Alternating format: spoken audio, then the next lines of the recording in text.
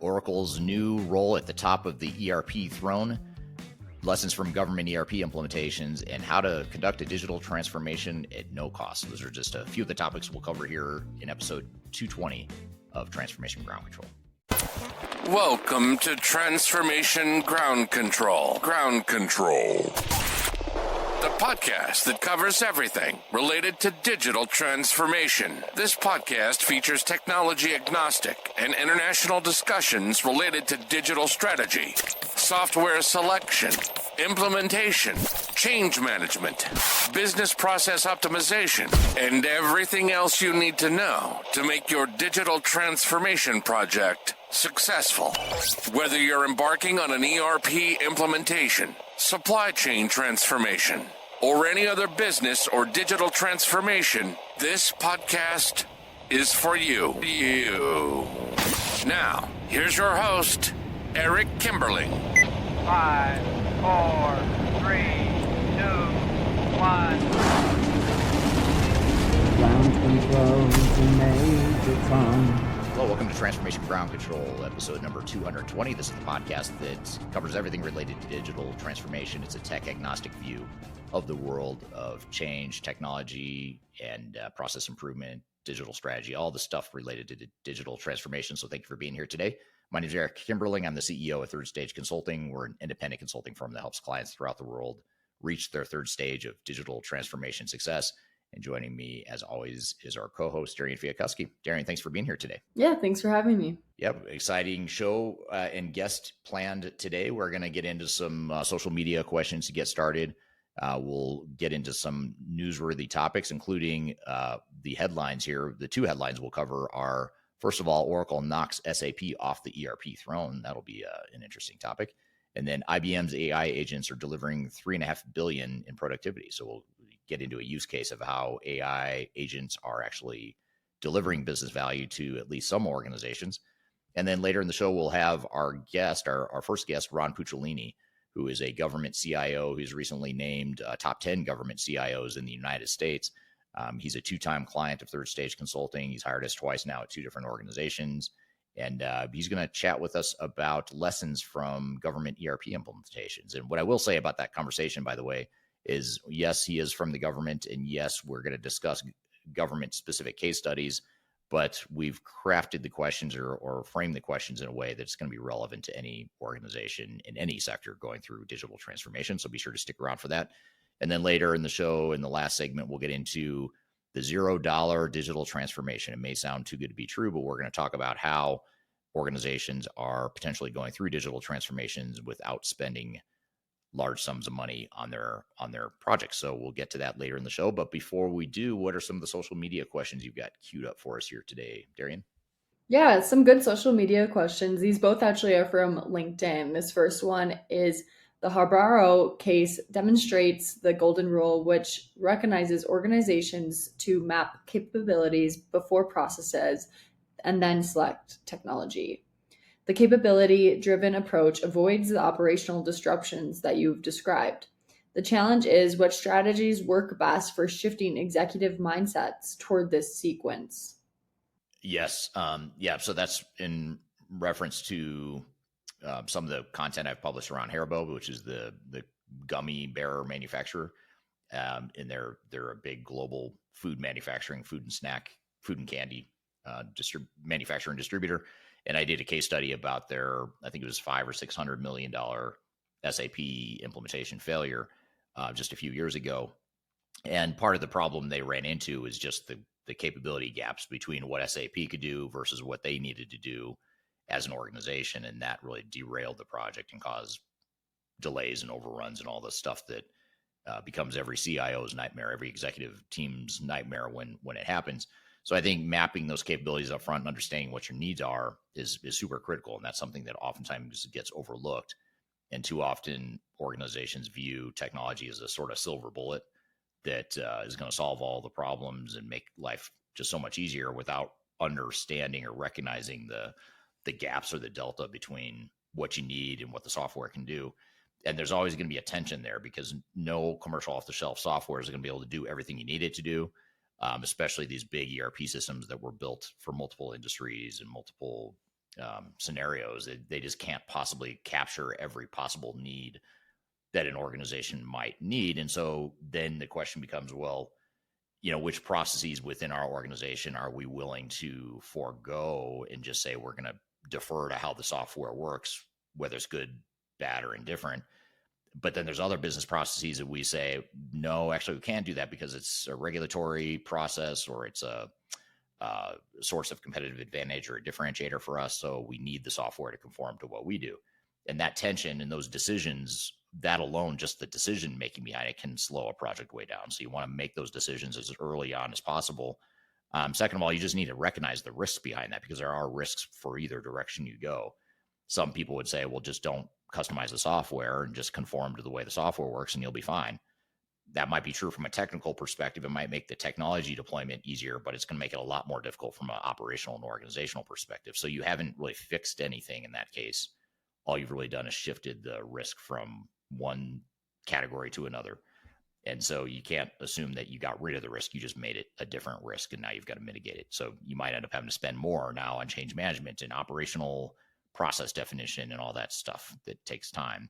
So the key is to recognize the gaps between what you're deploying and what you need, identify the risk behind it, and have a strategy and a plan before you get into the implementation. Because if you wait till you're in the implementation, that's where things get derailed and slowed way down, and the meter's running, the costs spiral out of control because you're trying to make these decisions while the expensive technology consultants are out there designing and building stuff. They don't just stop billing because you haven't decided. You need a week to decide how you're going to run your operations in this one area. They're not just going to say, okay, we'll go away for a week and we'll stop billing. They're still billing you, whether they're being efficient or not. So I think that's the tricky part. So that's the key reason why all that upfront work is so important. Yeah, absolutely. Some great points there. Our next question of the day is, well said, Eric. Many of our clients have faced similar experiences with other vendors. Often vendors initially aim to please, but when issues arise later, the blame shifts back to the client with lines like, it was your choice at the time. But if a customer knew everything, why would they need expert guidance? It's not a vendor's responsibility to guide the clients properly, set a clear roadmap, and sometimes even say no to certain requirements or suggest better alternatives rather than just focusing on the revenue. You have to look at what vendors are good at and what they're not. You hire a vendor because, and when I say vendor, I don't just mean software vendor. I also mean system integrator, implementation partner, reseller, whoever the technical resources are affiliated with the software solution. Their job is to design and build that specific technology. And most of them are actually really good. I mean, I know I'm pretty hard on the vendor community at times, and I try to hold them accountable and whatnot. And the reality, though, is that most of them are not intentionally trying to screw up these projects. I mean, I think that's something that's important to understand is they mean well, and most of them do want to do what's best for the customer. So if the customer says, I want the software to do A, B, and C, and if the vendor is deploying a software that's flexible enough to do A, B, and C, they're going to do it for them. They're not necessarily going to say, does that make business sense, or is that really something you should be doing? Now, what they should be doing is they should be saying, well, okay, you could customize over here, but that's risky. What if you did it this way? And you kind of look at the out of the box functionality and work through that. But as far as making a judgment call on whether or not it's a good business decision or if it's business best practice, that's not really what they know. I mean, they know their technology, they know how to deploy it. They can tell you all they want that they've got best practices and their software is the right way, but only you as a business can decide if that's true. I mean, they aren't in a position to be able to tell you that. They might try to tell you that, but they don't really know. So that's why a lot of clients hire us, is because we're sort of the liaison or the translator between technology and business. And because we're agnostic, we don't care if that technology is the right fit or not. We only care about the client being successful. And there are times where we say that software or that segment of that software isn't a good fit for that segment of your business. So, we help them navigate that decision of, okay, we can't just accept the software the way it is. We may not want to customize the software, or maybe we do. I don't know. I mean, that's part of what we walk them through. But then another option might be, well, maybe we look at a third-party bolt-on system that isn't from that same vendor. And that same vendor is not going to offer that to you because they're not going to sell you other people's software. us being independent, we don't care who you buy your software from, as long as it fits your business and makes sense. So that's the kind of decision making that we help our clients through, is just from a pure business perspective. How do you make those decisions and navigate that? But it's a great point, and it opens up a whole Pandora's box of a lot of challenges that a lot of these project teams have throughout the transformations. Yeah, absolutely. And kind of switching gears here to get into our first newsworthy article of the day, we're going to talk about some software vendors, particularly Oracle and SAP. And the big news is that for the first time since the 1980s, SAP, according to this article, is no longer the number one ERP provider. Oracle has officially taken this top spot. Here's why. They hit 8.7 billion in ERP revenue in the last year, edging out SAP's 8.6 billion. Oracle's ERP customers are spending more on average, around 87,000 per customer compared to SAP's 61,000. And growth rates are telling kind of the bigger story overall, where Oracle grew 17.7% in the last year, while SAP only grew 13.7%. So while I guess it is a close race, it's a shift that hasn't been seen in a while here. And according to this article, they believe that Oracle's aggressive push into SaaS appears to really be paying off for them. The real question, I guess, out of this all is, will SAP start to catch up again, or are we witnessing kind of SAP starting their downfall here? So I'll kind of let you answer that before I get into any other questions here.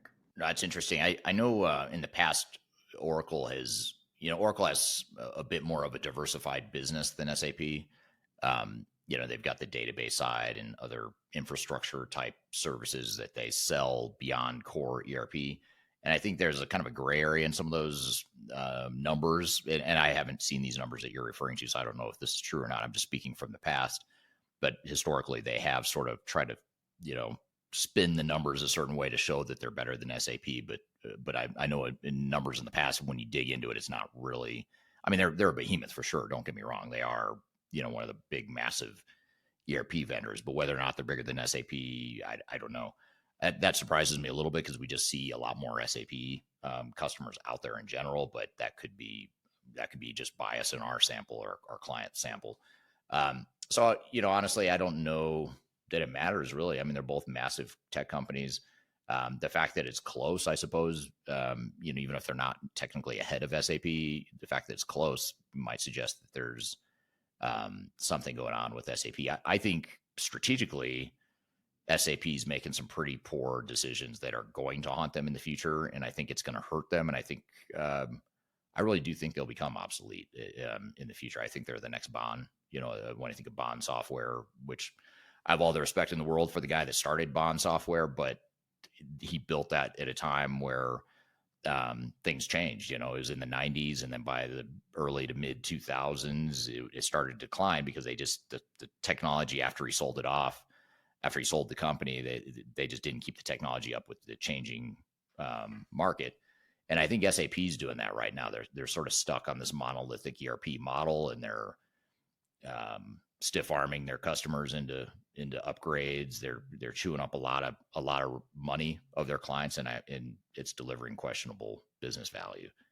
So I don't know. I think the model itself is dying. Oracle is probably better suited to navigate some of those changes and evolutions, because they have so many different products and solutions that they own. I think they can sort of move away from that monolithic ERP model a little bit easier than SAP. But we'll have to see if I'm right or not. Give me 5 to 10 years, and we'll know if I'm right or wrong. Yeah, that's fair. Kind of a question that is a bit different than what the article is talking about. But if a customer is choosing between Oracle and SAP, what is something that they should think about when choosing between those two softwares that are giants, like you said? Yeah, I think with Oracle, you have to think about what you're really getting. When you say Oracle, what software am I getting? They have so many different solutions with Fusion, and they used to have EBS, e-business suite, or EBS was the acronym.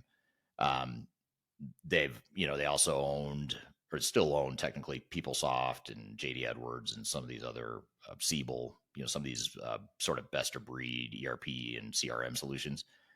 So you have to, they've taken some of these capabilities and tried to build it all into Fusion now. And so, but they still have EPM on the performance management side. They have their HCM, their HR applications.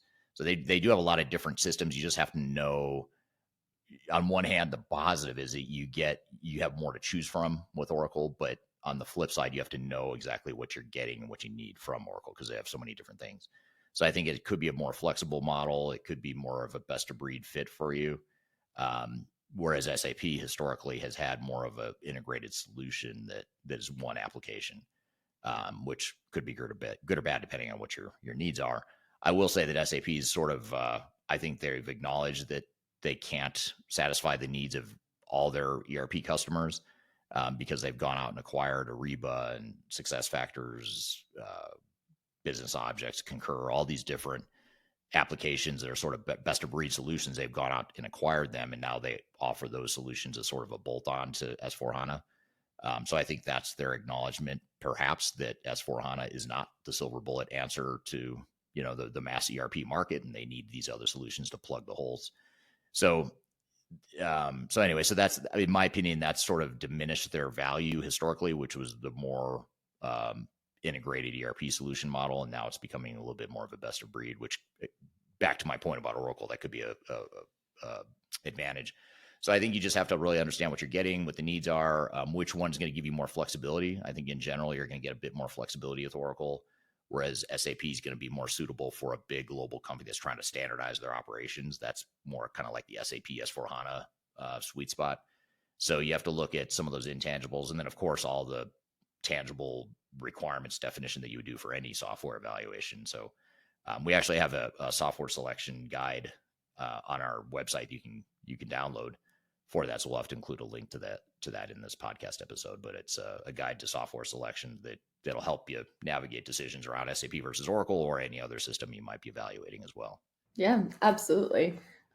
Switching to our next newsworthy article of the day. This one is a major AI story, I guess you could say. Every week I feel like there's a new major AI story, but this one is IBM just reported a 3.5 billion productivity gain over the past 2 years thanks to their internal use of AI agents. They called this their client zero strategy, meaning they tested and refined their AI tools internally before rolling them out to customers. And they say their results are pretty eye-opening. So AI agents were embedded into 70 plus business areas from HR to IT to finance. One agent, Ask HR, now handles 94% of routine HR tasks automatically. Another, Ask IT, reduced its IT support requests by 70%. All of it was powered by Watson X Orchestrate, which coordinates the AI agents across different departments. The big takeaway here was that IBM isn't just using AI for automation. They're creating an interconnected network of AI agents that can collaborate, perform tasks independently, and help employees work smarter and not harder. Now, the question is, can other companies replicate this success, or is it something only a giant company like IBM with resources and with the resources and infrastructure they have can pull off? Yeah, that's a good question. I think the good news is I don't think it's a resource or budget issue to be able to leverage these AI agents. It's kind of interesting because it's as disruptive as AI is and can be, to technology in general. AI has been extremely disruptive to technology.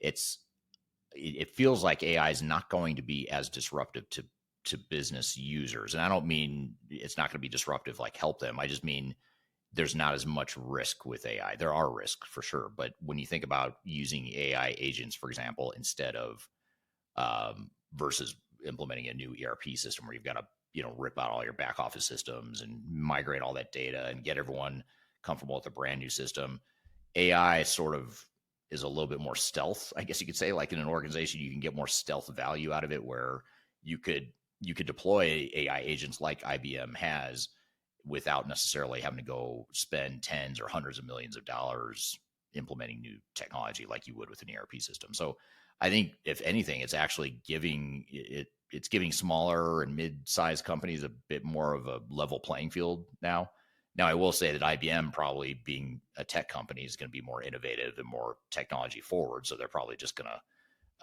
adapt to new technologies better. And they, being a big behemoth like they are, they've got more resources to focus on trying to deploy some of these AI agents to get those kind of benefits that you talked about. But it's not, the good news is not like a financial thing. It's not like a financial obstacle for a lesser company or smaller company to deploy that same technology. They just have to figure out how they want to use it. I think that's the bigger barrier, is like, okay, let's deploy a bunch of AI agents in our organization.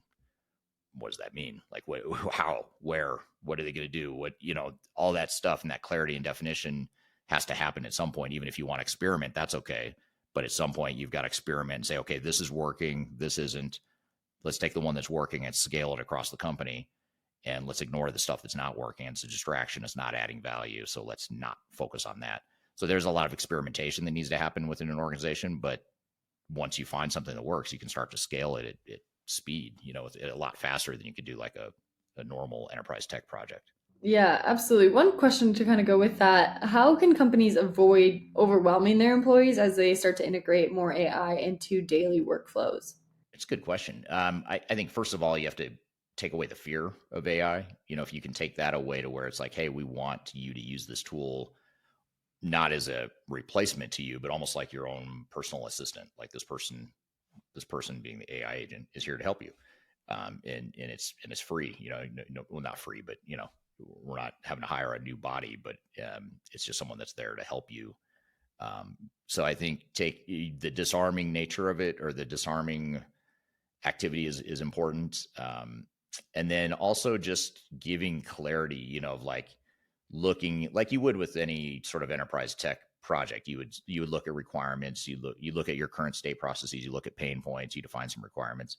You do the same thing for AI. You just look at maybe from a different lens of like, well, what if you didn't have to do that manual process? Or what if we used an AI agent to go look up that information for you instead of you having to manually do it all the time yourself? How much more work could you do if you had that sort of help, and sort of working through the solution with the employees and helping identify how they can translate their pain points, their inefficiencies, their manual processes into something that an AI agent can help with, that, and making them part of that solution. I think all that is going to be really important to get the benefit and mitigate any sort of resistance or fear of change. Yeah, absolutely. It's definitely interesting, especially because they are such a big company.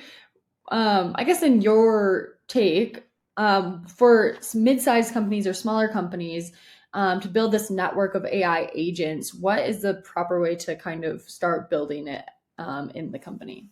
Yeah, I mean, the first step, like I said, is to define what you want the AI agent to do. Mhm. And so I'd say starting with your current process and understanding your pain points and really identifying those opportunities within any given micro workflow or any person's job, defining where AI could potentially help them. And so that's where it gets back to, looking for things like spreadsheets. Anytime I'm manipulating data in a spreadsheet, or if I'm manually looking up information, that those are high potential areas for AI agents. And so just looking at your current state, understanding where those opportunities might be, and then testing out the AI agent to see, if we take Darian's job and we sit down with her, even though there's 100 people doing what Darian does, I'm going to use Darian as sort of a test person, and we're going to define her process and how an AI agent might work, and then fine tune it. And then once we find something that works, then we can roll it out to the other 100 people that are doing Darian's same job.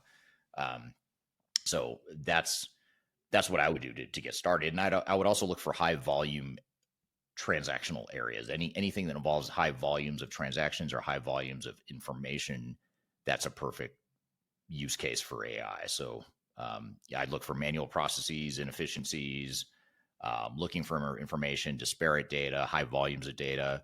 Those are sort of the, not warning signs, but the opportunity signs, I guess you call it, for where AI might be able to help. Yeah, absolutely. That makes sense. But I'm excited to kind of get into this conversation with Ron today.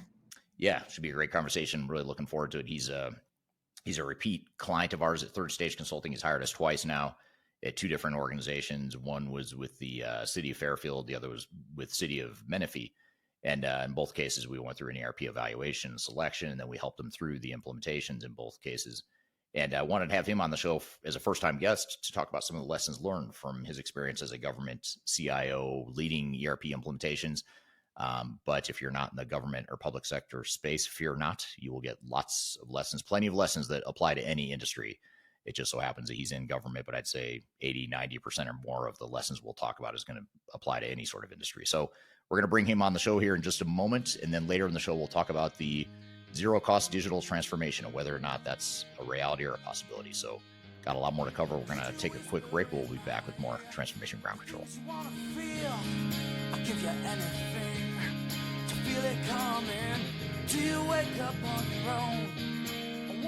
I'm excited to announce the release of our 2025 Digital Transformation Report. It's available now on the Third Stage Consulting website, www.thirdstage-consulting.com. This report gives you an unbiased, technology-agnostic insight to help you optimize your organization's projects for success. Get your copy today using the QR code in front of me or on our website. Are you looking for ways to promote your product or service to enterprise technology decision makers and influencers throughout the world, like the ones who listen to this podcast? Major Tom Productions creates media, events, and influencer marketing for B2B technology providers. Our productions are exciting, educational, disruptive, and effective. Most importantly, they create results. Our content is unlike any other in this industry, engaging, influential, and trusted by technology buyers and influencers throughout the world. Each month, our productions reach hundreds of thousands of targeted buyers and decision makers who trust and engage with our honest and tech-agnostic content.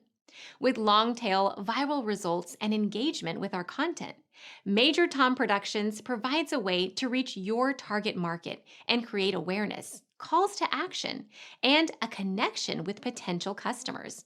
So collaborate with us today.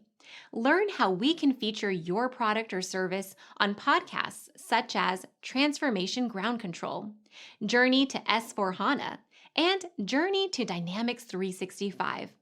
We can also feature your brand on our YouTube channel called Digital Transformation with Eric Kimberling, which boasts over 100,000 subscribers and over 2 million video views per year.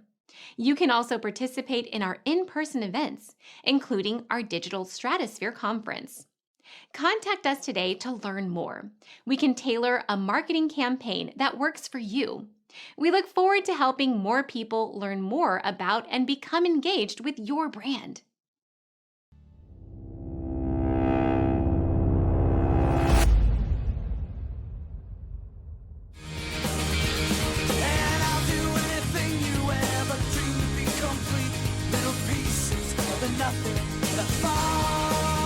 Hello and welcome back to Transformation Ground Control, episode number 220. My name is Eric Kimberling here at Darian and Chwialkowski. You can find new episodes of this show every Wednesday at transformationgroundcontrol.com. The show is sponsored by Third Stage Consulting, which is an independent and tech-agnostic consulting firm that helps clients throughout the world with their digital transformation journeys.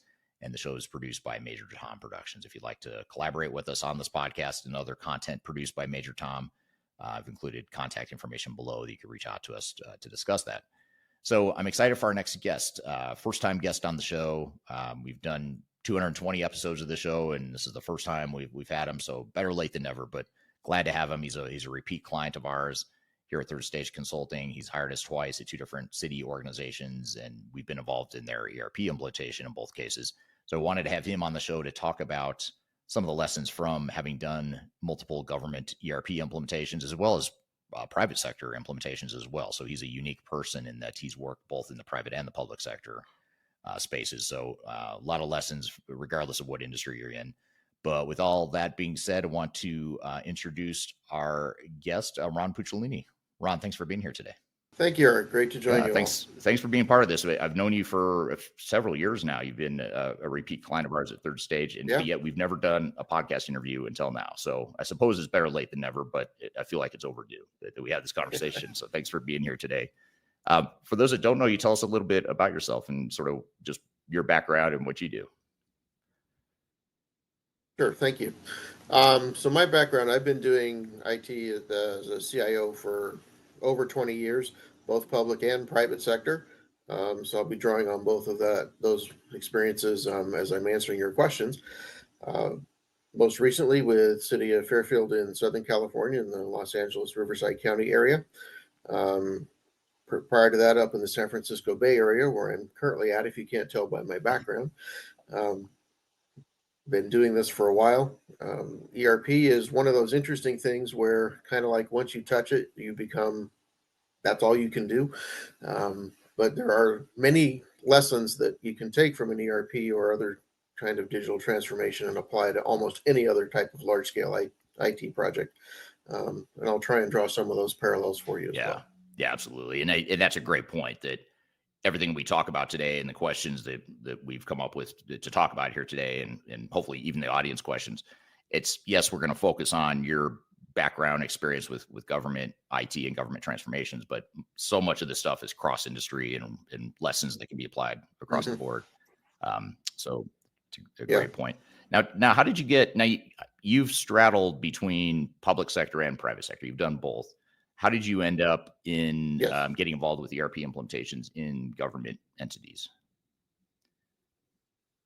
Well, I started off in the private sector in the more traditional business world, being around ERPs, doing ERPs there. During the whole .com experience, if any of the audience can remember that far back, that was one of my bigger tasks, was doing those for several startups. And then that just transitioned into when the government space started catching up and saying, oh, we need to update our financial systems. We want to do ERP. Well, I've done those. So guess what? You get to do it again. A lot of the lessons cross. There are some unique nuances, but they're not showstoppers. So it really is interesting how, regardless of what industry you're in, what public or private or anything like that, the lessons, the work remains the same. A computer's a computer. It doesn't know what it's doing. Right. And you need humans to tell it what it should be doing. And absolutely. We'll get into a lot of that here in a second as it relates to more the human component of it. So how does implementing an ERP system in government differ, though? I know you're saying a computer is a computer. You need to, it doesn't know what to do. You need the human element to deploy it. And so much of what we're going to talk about today I don't want to say has nothing to do with government, but it's sort of like these are universal principles in many ways. But in general, setting that aside for a moment, how are government ERP implementations different? And what are some of the biggest challenges you've seen in the public sector versus the private sector? Sure. I think there are three main areas where there is some difference. First of those obviously starts at the beginning of the process, the procurement cycle. In government, by definition, we have to be a lot more rigorous because we're spending taxpayer money, not our own money. So that process tends to be a little bit lengthier, tends to be a little bit more detailed. I wish I could tell you it's always been better, but not always. It really comes down to, you want to make sure that you're putting in your request for proposal or your solicitation, or even just when you're asking a vendor, if you're on the private side, you want to make sure that they're looking at and focusing on the way you and your business work, not so much on here's what our system does. You want to make them respond to and demonstrate how they can support your business, your unique value add to your processes. On the implementation side, on the government side of space, we follow a concept called fund accounting. You might run into this in the nonprofit space a little bit as well. Kind of correlates also to grants. But in that sense, it's from the private side of the world, it would be like a separate company. Each fund would be its own company, and you're not allowed to mix funds and things like that across. So making sure that your system can support the principles and concepts of fund accounting. That's where a lot of folks will tend to focus on an ERP system that's more crafted, more aimed at the government market space. But you can use, and I've actually done 2 or 3 of these, you can use a private sector specific product, ERP product, to do fund accounting. You just have to work within the constraints of what it has.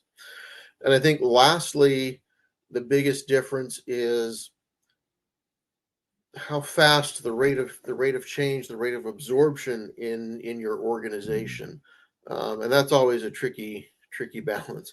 You don't want to push something through so fast that people can't adjust to it, and you definitely do not want to leave the people out of it. The people are going to be using the system, both the heads down HR, finance kinds of folks, as well as the more casual other departments, who they need to use it, but they don't need to know every little detail about how everything works. You want to make sure that you're implementing at a pace that they can absorb, they can adjust, and also that works the way they like to work, the way, as much as you can, the way they think about how things work. So I think those are probably the 3 biggest things. And in the government side of space, on that last people one, there's a lot more attention that needs to be paid to how are we getting our teams ready for this. In the private sector, it's easy for the CEO or somebody to get up and say, this is what we're doing, questions, great, but we're still doing it. It's not always that straightforward in the government space. Again, because we're spending other people's money, because we have to answer for how we're using taxpayer money, we have to be a little bit more thorough, a little bit more diligent in that process. Yeah, and you have so many different stakeholders you're answering to, and there's political forces, very much so, public perception forces, all these sorts of things that the private sector just doesn't have to deal with. And I imagine that it's just going to slow things down, right? I mean, you're just not going to be able to make the command and control decisions faster, like a private sector in theory could, even though I would argue a lot of private sector organizations have the same problem, but for different reasons. But that is a big challenge, I imagine. It can be a challenge, yes. I'm gonna pull on a couple threads that you just mentioned, because you hit some really good points there. But first, I want to turn to the audience real quickly, just to say hello to some people that are chiming in here on the various platforms. Thanks everyone for joining here today, and wherever you're joining from, if you don't mind, just drop in the chat any questions you have along the way, anything that comes to mind or any comments you have. Try to make this as engaging as possible. You talked about fund accounting and how that's different than the private sector. And I guess that sort of touches on an even bigger question or issue, which is the whole concept of understanding what's unique about your industry or your organization that you can't change, or you shouldn't change, you don't want to change. And I don't mean it like we're resistant to change sort of thing, but more, this is just who we are, and this is our industry. Or in the private sector, it might be, this is our competitive advantage. And not every off-the-shelf software is going to be able to do what you said. So how did you, in the case of fund accounting, how did you navigate that and other nuances that are somewhat unique to government? And how did that affect your transformation? Sure. Let me just briefly touch on what I mean by fund accounting, make sure we're starting on the same page, essentially. So in fund accounting, in government space, we have things like a general fund, which is unrestricted use. You can use that money for anything you want. Then you've got things like gas tax, which can only be used for streets and transportation kinds of things. And you've got other restricted funding sources that can only be used for those particular things. That's what I mean by fund accounting. Right.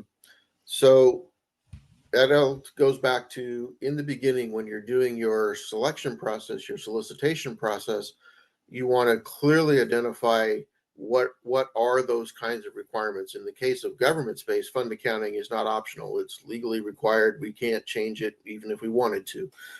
It's just the way the law says we have to do things. So it's not optional. As much as I like working for government and doing these projects, I'm not going to go to jail for doing one of them. Right. But and that's, again, where it gets back to, you want to make sure that you're requiring the vendors proposing for your system, make sure that they're addressing those specific needs that are unique, that are your value add, or that are your specific industry and legal requirements. Don't let them just say, hey, we got all these bells and whistles. Isn't this cool? Well, yeah, that's cool. But how do you do these things that we really, really need to make sure we have it done? As I mentioned, some of the, like the SAPs or the Oracle systems or any of the other more private sector focused systems, they can do fund accounting. They just happen to call it a separate company. The concepts are the same. In company A, they have their revenue, they have their expenses, etc. Company B has its, and they don't mix. That's fund accounting. It's just in the context of the system, they call it a company. That can be difficult for government folks to wrap their head around, but it's not insurmountable. Right. Yeah, and a lot of those nuances are things that can create risk and delays and uncertainty in a project. And that's the stuff you really have to dig into and understand and not gloss over or treat like every other business requirement you might have. Because like you said, you don't want to go to jail, and because there's certain things you have to do from a regulatory perspective, and you have no choice. And so it's not enough for the software vendor to say, well, we have best practices built into our software. Well, no, you don't. If I'm going to go to jail because your software doesn't do what I need it to, then that's not best practice. And same with the private sector too. There's going to be core competitive advantages that certain organizations have that the software can't do. And so that stuff, or that tension between what you need and what the software can do, first of all, you're never going to have a full alignment, 100% fit. So that small percentage of the small exceptions that don't fit, that's what causes delays and sometimes overruns on these projects. Have you seen that before, where like that where you get hung up on the project? Oh, yeah. Very, very much so, particularly in the private sector, in the several I've done over there. And you made a really interesting point there, Eric, where you want to make sure that you're not going to get 100% of everything you want out of a particular system, but make sure that your unique value add, whether you're in government or in the private sector, make sure that those things are included in the capabilities of the system. You don't want to change your business, give up your value proposition in order to implement an ERP system, because then you're not any different or any more valuable than any other of your competitors. Yeah, definitely. Here's an interesting question or comment that I'm curious to hear what you think of this, Ron. This is from Carmen on LinkedIn. Hello, Carmen. Carmen says, then we have to take into account cybersecurity and FDIC regulations and regulatory technology. So yes, what are your thoughts on that comment? Yeah, today cybersecurity is not something you can do as an afterthought. You really need to build that in. I would suggest baking it into your solicitation process. You want to understand, if you're going with a cloud-based solution, which most of them are anymore, what are they going to do when they notice an issue? Will they tell you about it? Most vendors will try to not tell you about it. My own personal opinion on this is I want to know when something's affecting a system for which I and my organization are responsible. We've had some long discussions with various legal teams about that. Finally, we were able to get it in there. You also want to make sure that you understand who is responsible for handling the security. Is it the vendor? Is it you? Is it a partnership? Now, if you're going with a cloud-based solution, more than likely they will handle the back-end security for the hardware, the actual software, things like that. But it's still on you to make sure that permissions are correct, that user accounts are handled correctly, all of those kinds of things. But at the end of the day, you still want to make sure that it's clear who does what and what obligations each has to the other in terms of notifications and things like that. One of the things that is helpful is to make sure that you're getting their SOC audit report results, their letters from their SOC auditors. SOC type 1, type 2, type 1 being the moment in time, type 2 being their process over the review period. Those kinds of things will help you understand if they're being as thorough and diligent as they can be.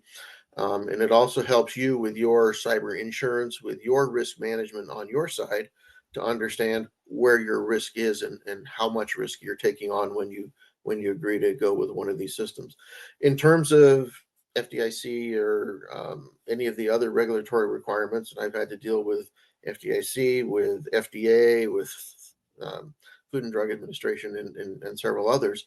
You definitely want to make sure that you understand what each of those bodies requires from you, and make sure that that's built into your reporting, into your organization, into your chart of accounts if necessary.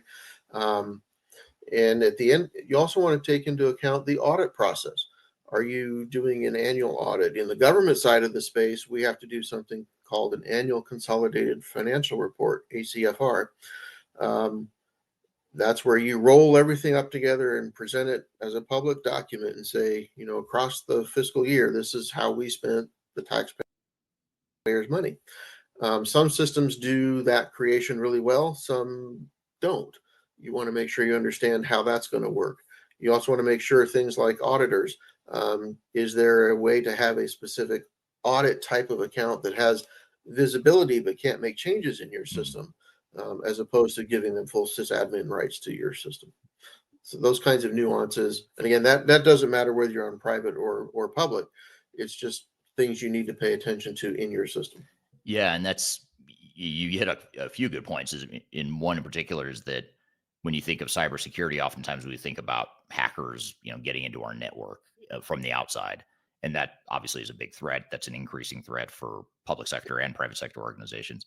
But there's also the you sort of talk about admin security rights, just your own internal employees and what kind of information that, or what sort of access they have, because there's a lot of non-criminal, non-nefarious types of security issues as well. Someone just doesn't understand, realize that they have access to something they shouldn't, or they somehow corrupt data they shouldn't be touching, that sort of thing. So there's more subtle, less criminal types of cybersecurity issues that are arguably just as important too, that you've got to think about. Not just are the hackers going to bust into our system or not? Right. The internal threat, the employee, either intentional or unintentional, is perhaps even a bigger threat. Yeah, good point.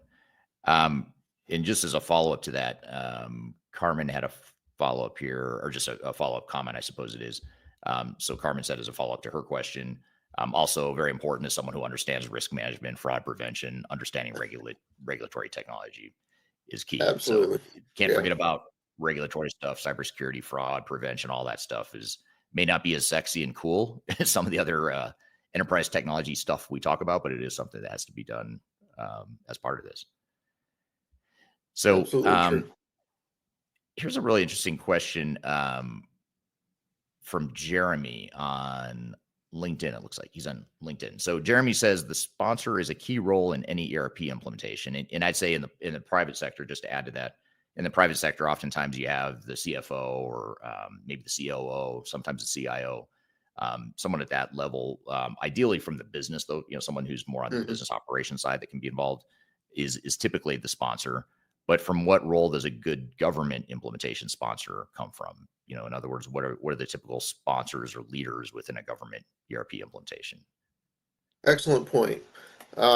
In my opinion, and I'm basing this on research and several years of experience, as well as Gartner Group and others talking about these kinds of things, there really are no technology projects. They're all business projects that rely on technology to get where they're going. From that perspective, personally, I believe you need to make sure that your sponsor is the CEO, the COO, the city manager, the assistant city manager, and maybe not.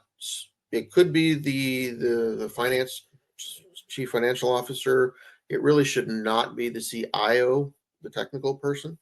The last thing, I shouldn't say it that way.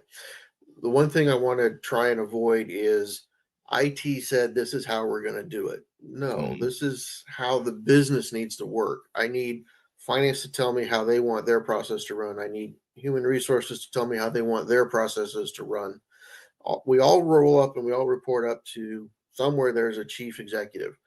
That person needs to have bought into the need for the project, be supportive of executing the project, because without that support, it's easy for everybody to say, oh, well, this is just those people doing the things they want to do. It's not really important from an overall organization perspective. And that's where that sponsor is the super critical, in my opinion. You want to make sure that you've got the organizational gravitas, that top one or top two person behind you saying, yes, this is an important project. This is why it's important to us, and this is what we're doing. Doesn't mean you can't be feeding them all the information, ghostwriting essentially what's going on, but you need their clout in the organization, their weight in the organization behind you to make that work. And that's true in government, probably more true in government than any other of the businesses I've been in. Yeah. Yeah. You need someone from the business side to be the face of the change. And you made an interesting comment that, I think or not every CIO, but I know a lot of CIOs, it sounds like maybe yourself included, where one of their biggest nightmares is, well, the CIO or IT said that we have to do it this way. And that is the last thing you want. Now, of course, technology has limitations, and there's certain, IT can't deliver everything that the business wants. Right. And so there might be limitations to what IT can deliver, but you shouldn't have IT defining how you're going to run your business and that sort of thing. Right. We're not the business people. We're never going to know it as well as the people who do it all day, every day. And again, I don't want to be stuck in a position where, well, we can't do that line of business, or we can't run that mission critical process because IT won't let us. It's like, okay. Yeah. That's interesting. Well, and just as a side note, a couple side notes I want to share here as we get to more questions from the audience. First of all, we're talking about a lot of lessons here from ERP projects. We actually have an ebook that's a good supplement to this discussion called Lessons from 1,000 ERP Implementations. We've taken and compiled our team's several hundred, over 1,000 different ERP implementation lessons and compiled it into an ebook. So you can scan this QR code right here on our screen for those that are watching this versus listening. And if you're listening, we'll also include a link in the chat or the notes below. But just scan that QR code. That'll leave up here for a second. You can download our guide to 1,000 ERP or lessons from 1,000 ERP implementations. Secondly, another sort of fun fact is you are actually in the market looking for a new CIO role. So if anyone out there is looking for a CIO or knows someone who's looking for a CIO, either in the public sector or on the private sector side, Ron's a good guy. He's been a client of ours 2 different times now. So we'd love to get the word out that he's available for hire. So be sure to connect with Ron on LinkedIn if you're not already. And we've tagged him in this post too. So go to LinkedIn, you'll find his profile there. You can connect with him. But I want to get to another comment here that this is from Darian on LinkedIn. And the question here from Darian is, you mentioned public sector projects inherently moving slower than private sector ones. What are some best practices you've seen that have helped governments overcome those delays even slightly? It's a really good question. And how might that be different? I'll add another layer to that. What do you do to help overcome some of those delays, and how does that differ from how you might address the same issue when you were in the private sector? Thank you. That's a great question. I would push back just a little bit. I'd say they don't necessarily have to run slower than they do in the private sector. The biggest challenge is just making sure you're really clear on what the steps are you need to follow. And there are a few more steps, particularly in the procurement side, for those of us doing things in the government space. But if you know what those steps are, once you know what those steps are, you can build them into your project plan so that it's not really slowing down your project plan. It's just things you have to do, just like any other step in the project. Make sure you get it done on time, within your time budget. I think there are things you can do, such as paying attention to things like organizational change management. If you can get in front of that, that will pay back huge dividends in terms of lowering the organizational resistance to changing business processes. It will smooth out the adoption curves. It will give you a quicker ramp up to full utilization of a major investment for most organizations. These are not cheap systems to do. But by doing that, now you can get the questions from the people who are actually going to be hands on the keyboard entering data into the system. You can get their questions, their concerns quicker through the organizational change management process.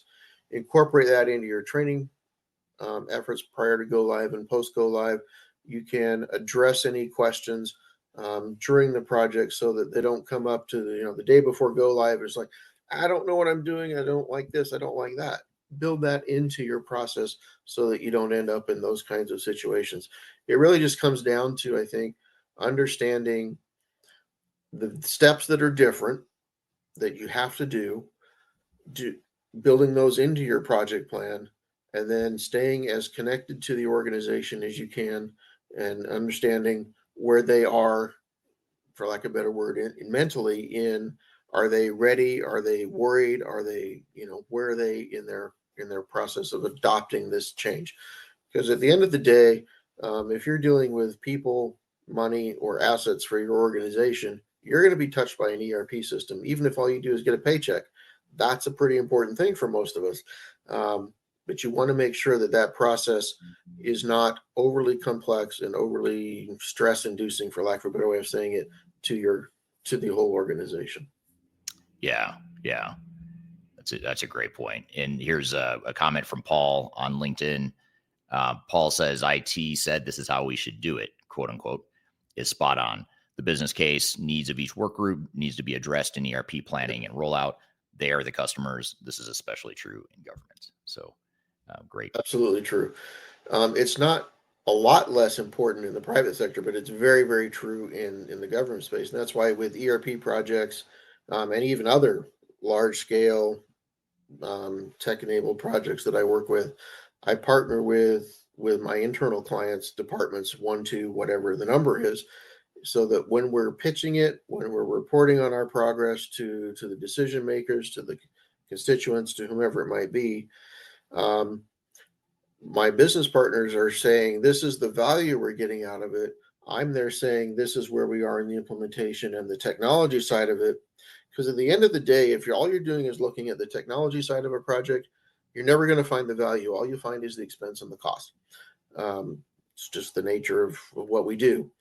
But we want to make sure we have the other side of that, the business value of, and our business department saying, we see value in this. This is the value we're getting out of it, and communicating that out together as the team. Yeah. Now, one comment that came up in, I think it was Paul, right? Was that his name? Sorry. Yes, Paul. So Paul, in his comment, alluded to business case, which is kind of an interesting comment or thought when it comes to public sector organizations. In the private sector, when you do a business case, there's labor efficiencies you're going to gain. You can increase revenue. You can reduce your inventory. If you're a manufacturer, you can speed up your manufacturing time. There's all these pretty clear, tangible business case benefits line items that are not always guaranteed, but they're easier to identify in some cases. What does a business case look like in the public sector? How is it different? Is it financially quantifiable in the same way? Do you see the same type of ROI that you might see in the private sector, or what are your thoughts there? From the labor perspective, from the business efficiency side of things, it's very, very similar. You're going to save X amount of time in this process, X amount of time in that process. The challenge is, unfortunately, government tends to be less adept at measuring that. So it becomes a little squishier, but it can be done. It absolutely can be done. And a business case should look very much from the government side like it does on the private sector side. Yet we're not manufacturing, so we're not going to have, supply chains of, parts and manufactured inventory sitting there that we have to account for. But we do have things like lots of fleets in our, the public works road crews. They have some pretty expensive equipment. The streets themselves are assets that GASB, Governmental Accounting Standards Board, says we have to put on our books, and we have to track and maintain and take care of that over the life of the asset. That's something the private side doesn't have to worry about, but our system needs to be able to take care of that. So those kinds of things can be very, very, very similar, assuming your organization is able to and willing to do the actual measurements. If not, then it becomes a little bit softer, squishier, if I can use that word. It might not be as, we're going to save 3 staff hours per task on this. It might be, this will make us more efficient. We think we can get, based on some quick sampling, we think we can take 3 steps out of this process and get it done 10% faster. Those are still valid numbers. Conversely, just like on the private sector side, once you've made the investment, you want to follow up and see, are we getting what we thought we were going to get? It's one thing to say we're going to get all of this benefit, but if we don't go back and measure it and say, did we, then you've done half of it, but you haven't proved that this was the best thing to do. Again, it can be more challenging. A lot of it depends on the culture of the organization. Some organizations are not used to doing that for any of their projects, so they're not going to want to do it for an ERP type project. You just have to fit that in, but you can still come back at the end of the implementation and maybe a year later and report back to your budget team, your governing board, whatever that might be, and say, we spent a lot of money. We did this a year ago. This is how it's made us better, faster, cheaper than we used to be. Yeah, great point. So it's maybe more common than you might think, in terms of the similarities with creating a business case. It's just more a matter of, can you make those squishy, some of those squishy benefits, can you make them a little more tangible and at least be directionally accurate in terms of what the improvements might be. And that's where partnering with, again, the finance team, the HR team, they're the ones that are in it all day long. They can help you with labor costs and things like that. I'm here with Ron Puccinelli. We're talking about lessons from government ERP implementations. We've got a lot more to cover, but first we're going to take a quick break. We'll be back with more Transformation Ground Control.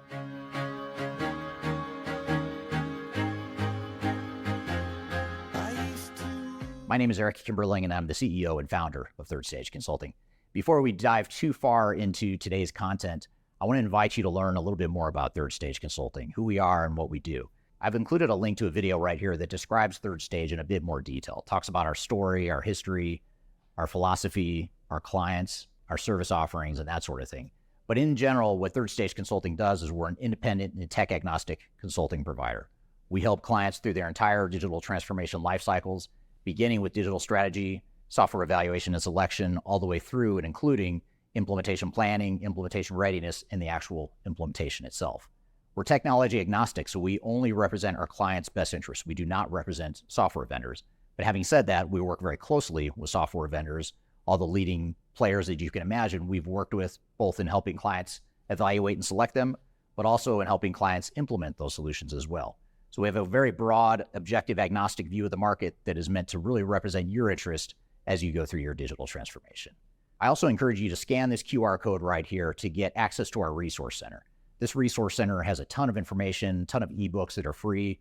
You have access to top 10 software rankings, playbooks for how to make your project more successful, guides to change management, YouTube videos, all kinds of stuff that are going to help you through your digital transformation. So I encourage you to scan this QR code to get access to those resources. And please feel free to reach out to me directly to brainstorm ideas about your project. Even if it's just informally, you want to bounce around some ideas and get some informal advice, I'd be happy to spend some time with you. So feel free to reach out to me. I've included my contact information below. You can also find it in the description field of this video as well. So at this year's Stratosphere in August, we've got an exciting agenda. On day one, it's going to be the welcome reception, a lot of networking. So it's a great way to meet some of the other peers that will be at the event. And then on day two is the full day of packed dual sessions. So there's 2 tracks happening throughout the day. You can pick which sessions you want to go to. And then on day 3, there's a half day of sessions, followed by a VIP lunch for those of you that register for the VIP passes. The last thing you want to have happen is for your digital transformation to end up in court. I've been doing this for 20 years and I have seen everything. My name is Marcus Harris. I'm a software and technology attorney focusing my practice on drafting and negotiating software-related contracts and litigating software disputes across the country. Feel free to reach out to us at taftlaw.com. We'd love to talk to you about the litigation process and what you can expect.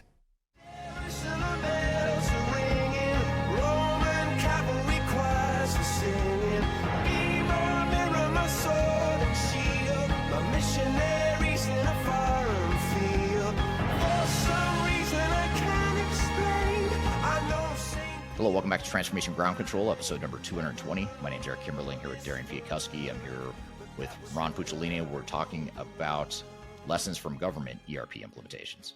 Well, we have the award for most random question so far in the streams on YouTube. This is from someone on YouTube that says, "Do you believe in aliens?" And I thought, well, since you work for the government, maybe you know something that we don't, Ron. Would tell us the real story about aliens. What's this Area 51 thing that we should be thinking about? Don't know about Area 51. I work for a city, not the federal government. Right, that's true. But personally, I happen to believe that aliens are real. Yeah. I mean, you figure, I know we're way off topic here, and that's my fault, but actually, I'll blame the person on YouTube that asked the question. But you think, with an infinite universe, there has to be life on another planet somewhere. There has to be. Yeah. It may not be humanoid, but there's something somewhere. I mean, I'd love to ask the audience, since we're off topic, drop in the chat. Do aliens exist? Does the government know about it? Maybe Ron knows about it, and he's acting innocent because he works for the city, not the federal government. But kidding aside, the real question I was going to ask you, though, now that I got myself completely sidetracked, this is actually a really interesting question, because I feel like we were just talking about this right before we went live. Ron and I were talking about some of the trials and tribulations of finding his next CIO role, and just sort of what he's looking for and that sort of thing. And this, you might have some strong opinions on this. This is from Jeremy on LinkedIn. Jeremy says, what 3 things would cause you to walk away from running a technology project in government? So if you were, especially now, as you're looking at these different organizations, you might become the next CIO or leader of, what are the things that would scare you away? Maybe some of them already have scared you away. I don't know. But what are 3 things some examples of things you might see, or red flags you might observe that that might tell you that, hey, I don't want to be part of this. I don't think it's going to be successful. Great question. For me, it comes down to basic, the project management body of knowledge is, if you're having a difficulty getting traction, if you don't have an engaged sponsor, if requirements are continuously changing throughout the life of a project, you have a lot of staff turnover, particularly at senior level, executive level type positions. Those are all things that would tend to say, maybe we need to pump the brakes on this. Maybe we need to reevaluate. I would say, if you're coming into a project, you've got, these typically run 18 to 24 months. If you're coming up on month 26, 28, and you still haven't gone live with at least part of your system, why are we spending more money on something that looks like it's never going to finish? Let's understand what finished looks like. You should do that up front, of course. But let's make sure we all agree on what finished looks like, and let's get to where we're using the system before we start spending more money on refining. And otherwise, you just end up chasing your tail, and you never actually get anywhere. Right. I think those are the main things. Is if the requirements continue to change, or they're not clear, you're having a huge amount of turnover, particularly at the executive level, your sponsor level. Those are some of the flags that would say, this might not be the right time to do this. The other piece I would say is, prior to solicitation, and you're looking at your technical environment, if your technical environment can't deliver the features and functionality, the speeds, the system capacities that you need to do this project, make sure you have your technical foundation solid before you try and build on top of that. It's kind of like trying to hang curtains on windows that the foundation hasn't been built for yet. Right. It's good. It's a good analogy or metaphor. That's a great point. Here's a comment from Joe on YouTube. Bro, spitting facts. I have 2 teenage boys, and so I know enough to know that that's a compliment. So, bro, you're spitting facts, Ron. I don't know about you, but I love them. Thank you. I love when people call me bro. Like, I feel so young, like, oh, wow, I'm bro really. Yep. That's cool. Here's a question from Troy, just building on this whole business case thread that we were just talking about. So Troy on LinkedIn says, related to the question about tracking metrics in the government sector versus private sector, what metrics are most important to you? Which ones are you tracking the most throughout a project? Excellent question. And oddly enough, they're very, very similar, whether you're in the government side or in the private side, at least in my experience. We're tracking things like, are we on time to our project plan? Do we have the engagement from the project team, from the sponsor team? Are we delivering the value that we expected to deliver? And that comes back to your business case. Why are we doing this? Where are we in getting towards getting that done? And then at the end, after the implementation, did we meet those objectives of value that we thought we were going to get? It's never going to be 100%, because just like, budgets or any other sort of strategic planning activity, it's your best guess about what's going to be in the future. And unfortunately, most of us don't know what the future looks like. So we say we think it's going to be a 10% savings reduction. After implementation, if we got 8%, we can say, hey, that's not too bad. If it's 2%, then we need to do a little bit more work on getting what we thought we were going to get. Yeah, super, super interesting.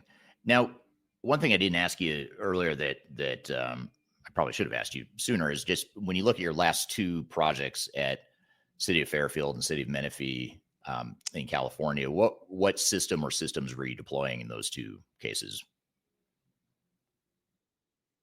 In both of those cases, we went through our selection process, we ended up going with Tyler Technologies' government-specific ERP system. Both of those cities are relatively small. We're not a San Francisco, Los Angeles, and New York or something like that would use an SAP or a PeopleSoft or your larger systems. I've done those systems in government as well as private, but those ones we ended up going with the Tyler Technologies one, just because it was really much more focused on government. In the case of Menifee, we were actually using an older version of their product, so it was a little bit lower learning curve. Not completely flat, but lower. It's just how the selection process and the people that were going to be using it all day, every day, decided that's the one that was going to be the easiest for them to adopt. Yeah. Industry specific systems can't be overlooked. There's a lot of good options out there aside from the big household name software vendors. There's a lot of industry niche players that focus on specific needs in industries. Yeah. Right. So when you were going through that project, what would you say in those two cases of implementing Tyler Technologies at both City of Menifee and City of Fairfield? What were some of the biggest challenges you faced there that you thought were the hardest part of doing that implementation? I hate to say this, but in some cases, working with the vendor is the bigger challenge. Not because they can't do it; they absolutely can. But in this particular case, Tyler, they are both the system manufacturer, for lack of a better word, as well as the implementation team. They do not allow third-party implementers. So that's both good and bad. They tend to know the system really well because they wrote the system. The potential downside of that is because they have like 60 or 70% of the government market across the United States, at least. Because of that, their implementation teams are very busy. So you will tend to see a little bit of, you might start with person A in chart of accounts and end up going through person B and C and D in the life of your project. You want to try and minimize that as much as you can, but again, depending on the constraints of your implementing team from the vendor, you might not be able to completely eliminate all of that.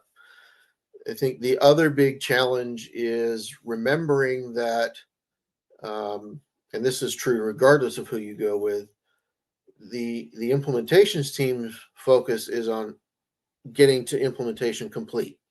They're not worrying about, do you have time to train your people? Are you taking enough time to make the decisions in the most strategic way about your chart of accounts, about your process re-engineering, those kinds of things? That still is something that the internal implementation team needs to build into the overall project plan. I would push back a bit and say, yes, the vendor team needs to come up with their project plan, but you still need to put your specific steps and things into the overall project plan. And it might be where, okay, vendor, your team's going to be done in 6 months. We need to add 2 months for our work to get the chart of accounts straight, to do our process reviews and make sure we've not got steps we don't need, or we're adding another process. So we need you to go a little bit slower while we take the right amount of time to get that done. Right. Yeah. Yeah. Great point. Here's an interesting question from Perry, or it's actually a comment, but I want to see what you think of this comment, Ron. So Perry on LinkedIn says, I think that any government major technology project needs to go through a business process discovery, reengineering, enterprise architecture, not just tech architecture, to simplify and automate some of the processes before engaging with an ERP evaluation. Is this true, or have you seen this to be true? It's absolutely true. How have you addressed that? Yes. So in the city of Fairfield, up here in the Bay Area, we actually did that. We intentionally sat down and went through all of our business processes before we even signed the contract with the vendor, and said, are there things how do we make this process better, regardless of which system we're using? How do we make the process itself better? That is super critical, because at the end of the day, you don't want to be, to use an old Gartner term, you don't want to be paving the cow path. You want to be engineering the freeway, to reduce friction, to make things flow as fast and as smoothly and as appropriately as they can. You don't want to give up any of your authorization steps that are required or important to you, but you don't want it to slow down and go back and forth and back and forth.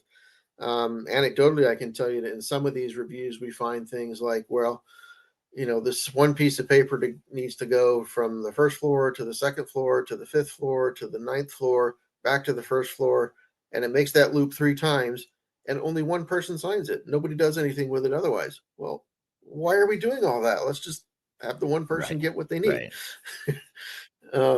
Those kinds of things have nothing to do with your system, but they add delay, they add friction to your business processes.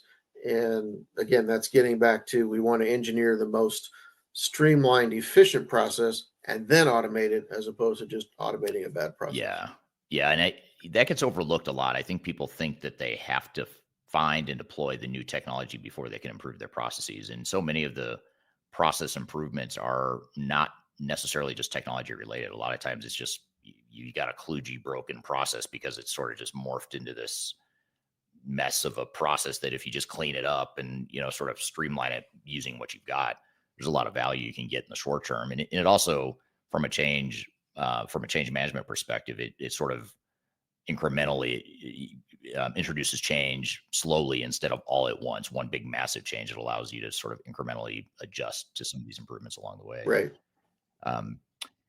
I want to come back to what you're saying. You were talking about Tyler Technologies a moment ago, and I forgot to mention this when you were talking about how you had deployed Tyler Technologies in both cases, City of Menifee and City of Fairfield. But the interesting thing about Tyler Technologies that I think a lot of times people forget about too is a lot of times you think, well, I can either go with a big name ERP system like SAP, Oracle, Microsoft, whatever, or I could go with a niche industry player like a Tyler Technologies, or in most industry verticals that we consult to, there's a lot of different industry players that build solutions just for their individual niche. But the interesting thing about products like Tyler Technologies is that they're sort of like a hybrid of both. They're built on the Microsoft Dynamics platform, but it's very much tailored for the government space. So it's not like you're dealing. So you were talking about how you had to deal with Tyler Technologies because they're the publisher of the software, and they are, but at the same time, it's also built on the Microsoft platform, and so you're getting some of the benefit and some of the the advantages of being part of that Microsoft ecosystem. And it's not just Microsoft. I know Salesforce does the same thing. They open up their platform to third-party developers to do stuff like that. So the reason I bring all this up is that if you're in government, of course, there's Tyler Technologies. There's other systems out there you could look at that might fit your needs specifically. But in other industries too, there's a lot of Microsoft partners, Salesforce partners, even NetSuite is starting to do it, where you've got third-party developers that are creating these very specific solutions on an existing platform. So be sure to look at those hybrid options, I guess is my point there, because there are a lot of good ones out there. Absolutely. There's no silver bullet that says this is the only way you should do it. you got to find what works best for you in your business and your industry. Absolutely. Although I will say, in the government space, I don't have the data in front of me, but I believe Tyler Technologies is the most common one that we've seen, especially at the city and county level. Once you get up to in the United States, that's good point. In the United States, yes. And then, at the federal level in the United States, that's different. Usually that's where you're going to see more of the, the bigger players like SAP and Oracle, Workday as well. When you look at the projects you've been through, what's the biggest takeaway or not mistake necessarily? I mean, there's a lot of mistakes to be made in these projects, but what's the biggest mistake or biggest lesson that you've learned from doing these implementations, whether it's for Menifee or Fairfield or in the private sector as well?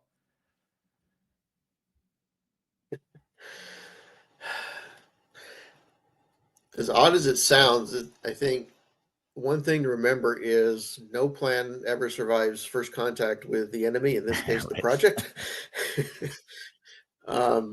Don't stress on it. Let it, it's going to do what it's going to do. You got to be nimble on your feet. You got to adapt to the changes in the organization, because these are long-term kinds of projects. They're not something you do in a week or two. They're a year and a half, 2, even 3 years long. And you want to be able to adapt the project to the changes in the organization. Nothing's going to be perfectly smooth. You're going to come out of it with some battle scars at the end of the day. The trick is to make sure, to the best of your ability, none of them are fatal. But lessons are going to be learned. And I would say build that into various stages in your project plan as well. Don't be afraid of that, particularly if you're on, for lack of a better word, the steering committee part of the project. You want to make sure that periodically you're taking that look back and saying, where are we running into problems? What can we do to move that out? You got to make that feedback loop happen continuously. But at the end of the day, you don't want to leave dead bodies by the side of the road by burning out your teams. But you also don't want to let the project get derailed and fail. You got to find that balance in between. And it's going to be work. These things are a huge amount of work, a huge amount of change. You just have to be ready to do it. Absolutely.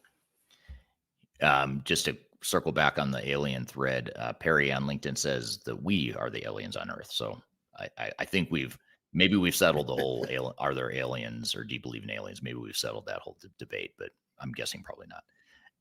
Another quick question. I won't dive too far into this, but I do want to address it. This is from Vast CNC on YouTube.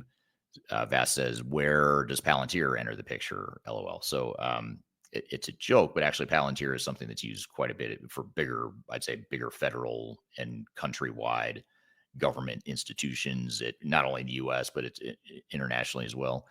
So Palantir is sort of a middleware BI AI workflow engine that sort of sits on top of legacy systems. So you can get some of the best, some of the best of both worlds, if you will, without having to necessarily replace your back office ERP systems. But the question I want to ask you, just to sort of close out and bring this all full circle now we're on, is what advice would you give to other city CIOs or government leaders or any ERP implementation project leader, even in the private sector? What advice would you give for those leaders that are preparing for an ERP implementation?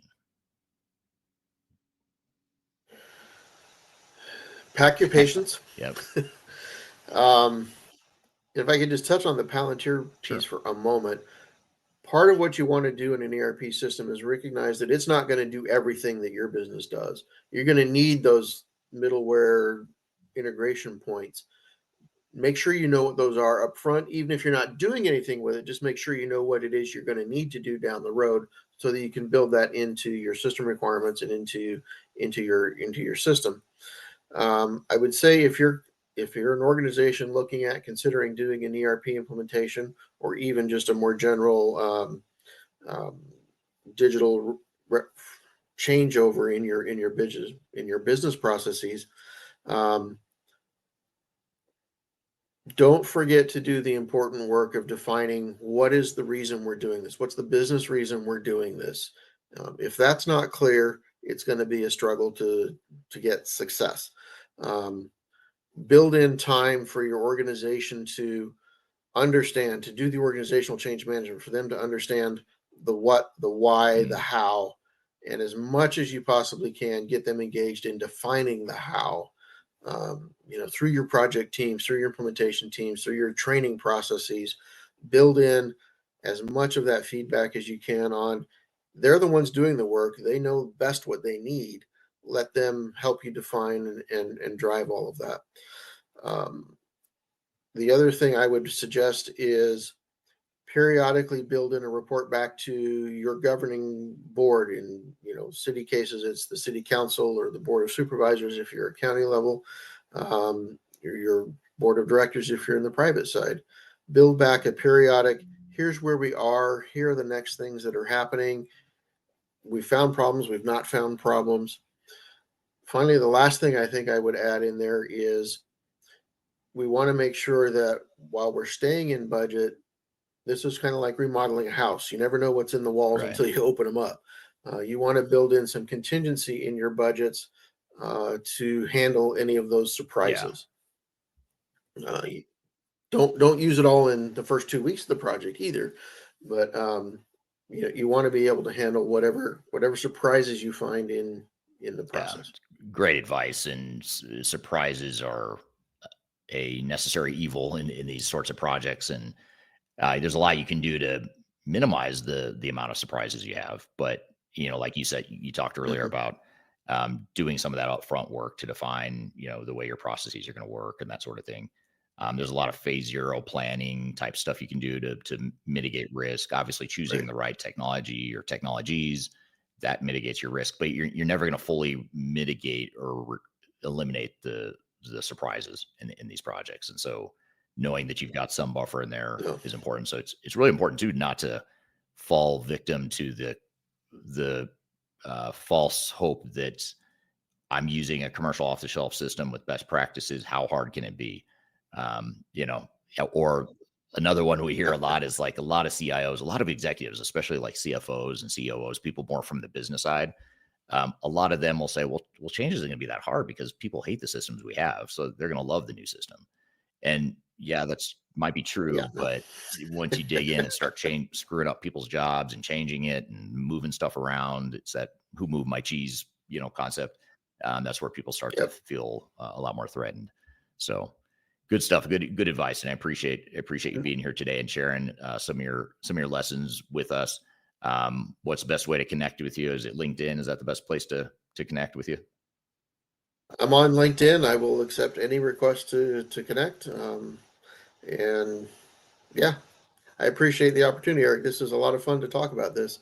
All right. Thank you, Ron. And thanks to the audience for the great questions there. A lot of really good stuff we dove into and could have spent a lot more time talking through it. But unfortunately, time was not on our side. But there are some lessons and takeaways we want to debrief on here in just a moment. And then we're also going to talk about the zero-cost digital transformation concept here in just a moment. But first, we're going to take a quick break. We'll be back with more Transformation Ground Control. Just tell me what you've got to say to me.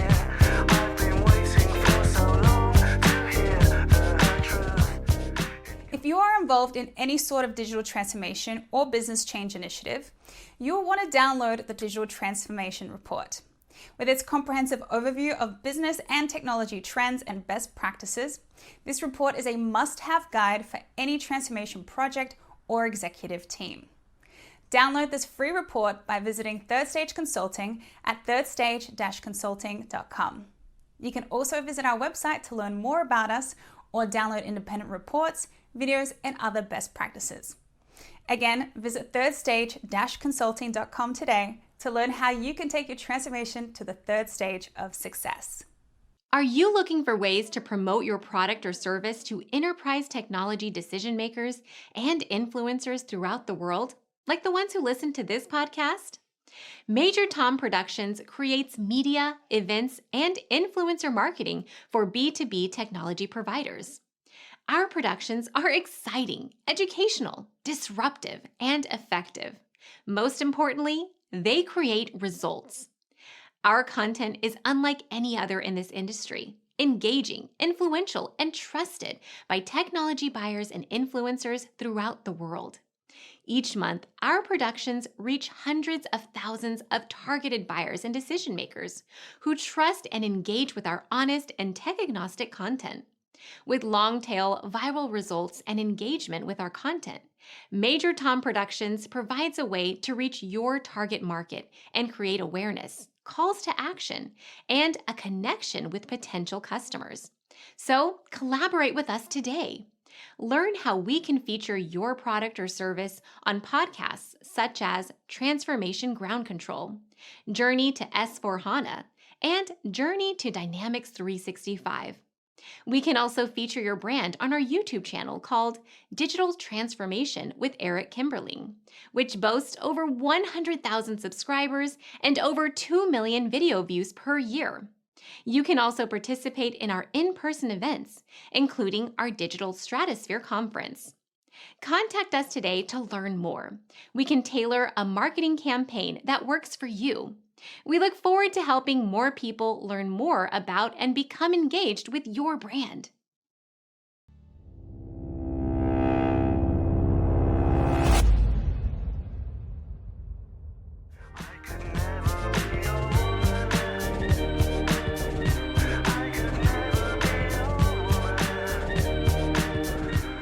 Hello, welcome back to Transformation Ground Control, episode number 220. My name is Eric Kimberling here with Darian Chwialkowski. You can find new episodes of this show every Wednesday by going to transformationgroundcontrol.com. The show is sponsored by Third Stage Consulting, an independent consulting firm that I'm not coincidentally happen to be the CEO of. And we are an independent tech agnostic consulting firm that helps clients throughout the world with their digital transformation journeys. So, Darian, we just had Ron on the show talking about government ERP implementations. It's a topic we don't talk about a lot on the show. We talk about ERP implementation, best practices, and lessons a lot, but never. It's been a while since we've talked about public sector types of implementations. What were some of your thoughts and takeaways from the conversation?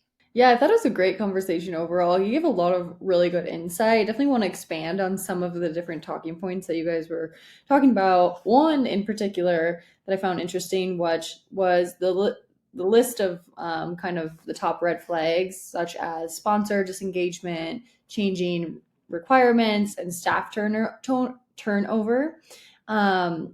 And kind of compared that to late stage ERP project with no go live to chasing your tail in a way. One question with this, if you are already mid project and you spot these warning signs, what do you do first to try to course correct before considering completely walking away from the project? That's a good question. We actually get a lot of work, not in the case of Ron. He was not one of our clients that hired us for this particular service, but we do a lot of service. A lot of our services are focused on project recoveries and really assessing troubled projects. In some cases, they're completely failed. In some even more extreme cases, they failed and they're in a lawsuit litigation, and we'll be an expert witness for those cases. So we've seen the whole spectrum, the whole continuum of starting a project from the beginning and getting to do it right.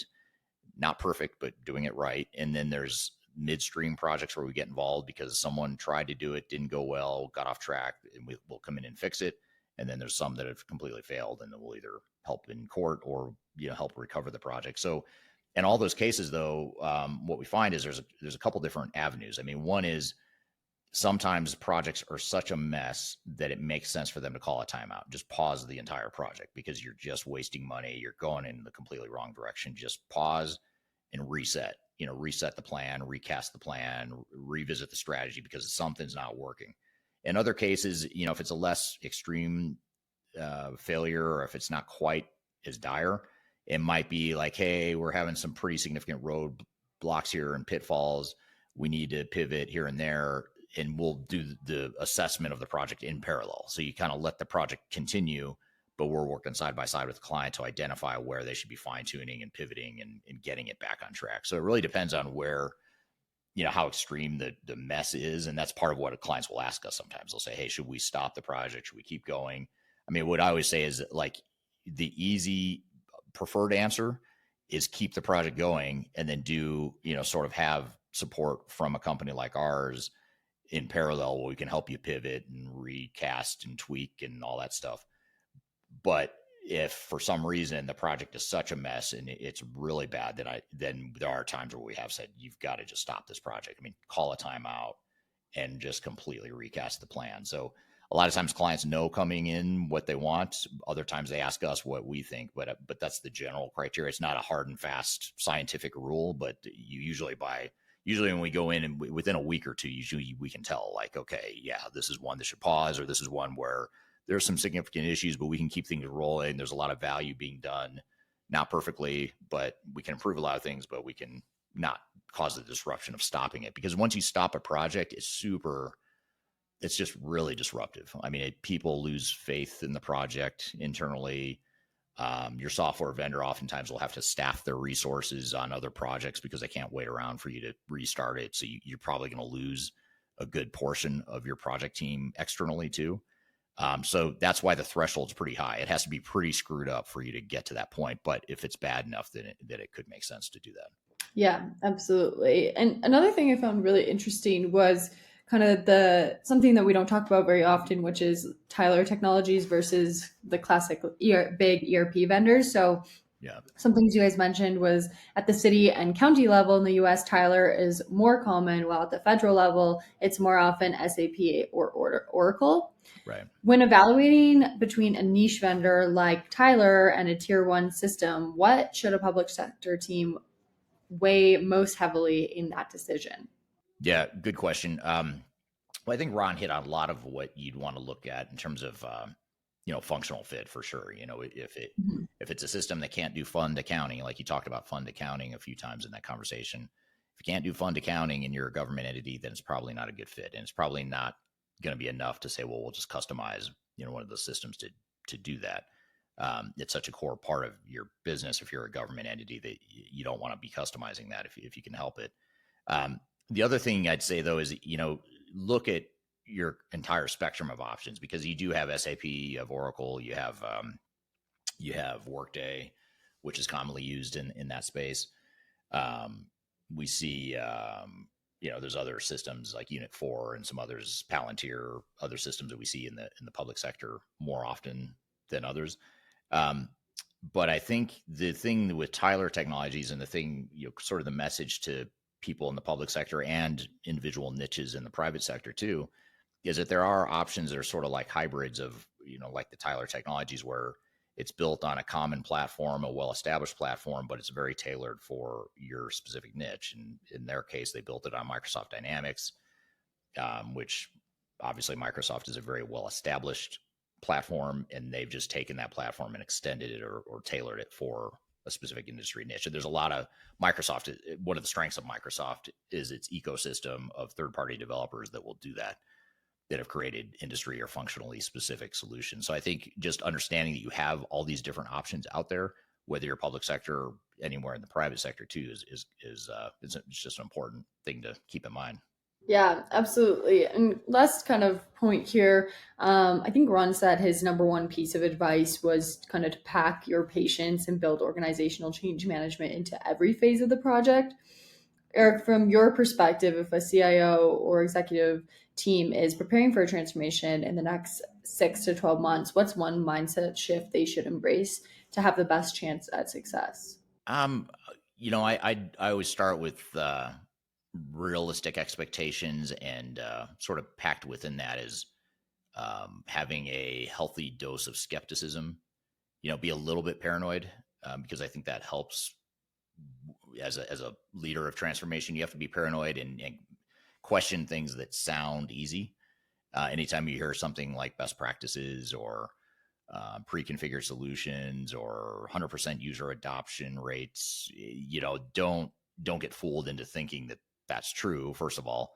And second of all, don't get fooled into thinking that somehow you've just mitigated all your risk. And so I think just being paranoid and looking for risks and just being diligent about finding the risks and the trade-offs and really thinking through both sides of any decision you make, that's part of that realistic expectations. Like these projects are difficult, and there is no good answer in a lot of cases. You're just choosing the lesser of two evils on a lot of decisions you have to make in these projects.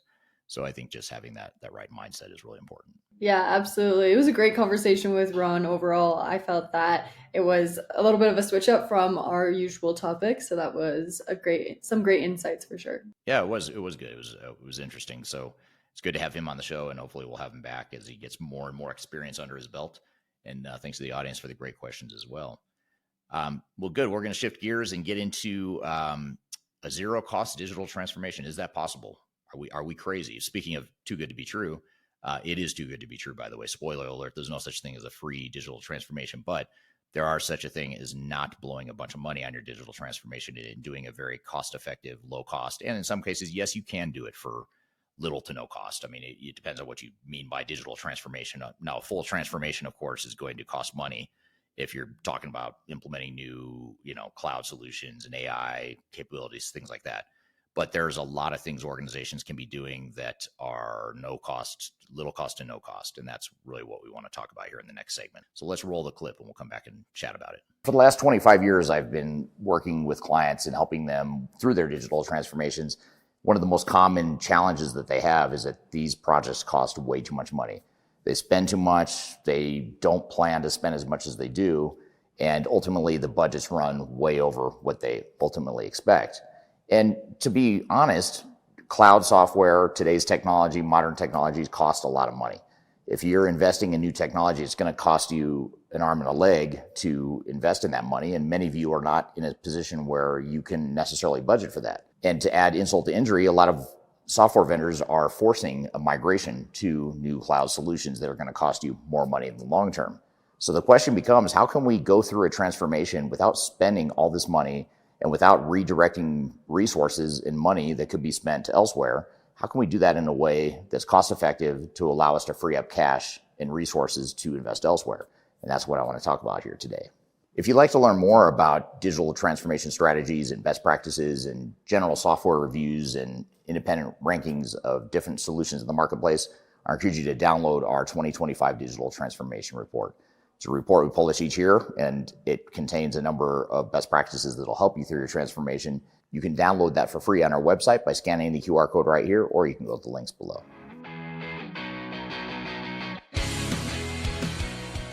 The first thing to consider when you're evaluating this $0 or free transformation that I'm talking about here today is to consider the fact that the traditional enterprise technology model isn't working. For decades now, organizations have been spending way too much money on their transformations. They've been over-investing in technology, and they've been investing in shelfware or software that just sits there that they're not using or getting value out of. And there's so many projects out there where they get into such trouble that they pull the plug on the project and ultimately decide that they're going to scrap the project altogether. There's just a lot of wasted money and inefficiency in these digital transformations. And that's something that has to change, especially nowadays where you're committing and signing up for a cloud-based subscription where you're going to be paying these monthly and annual fees into perpetuity, whether you get value out of the technology or not. So that's the danger of going through the traditional enterprise technology and ERP implementation approach. And what we are seeing today is that there's too many organizations that are just spending way too much money on these projects. You look at these big, massive failures where they spend tens or maybe even hundreds of millions of dollars on their implementations, and many of them don't have any value to show for it. Many of them have operational disruption and they're not able to ship product or run payroll or close the books. There's a lot of issues that come out of these traditional enterprise tech projects. So we need to be looking more at not only how can we mitigate risk and ensure that we're not putting our operations in jeopardy, but also how can we ensure that we're not overspending on technology and overspending on our implementation. And software vendors and system integrators for years have been enjoying the fact that organizations are spending too much time and money on these projects. So now may be a good time for organizations to consider the way they approach enterprise technology investments.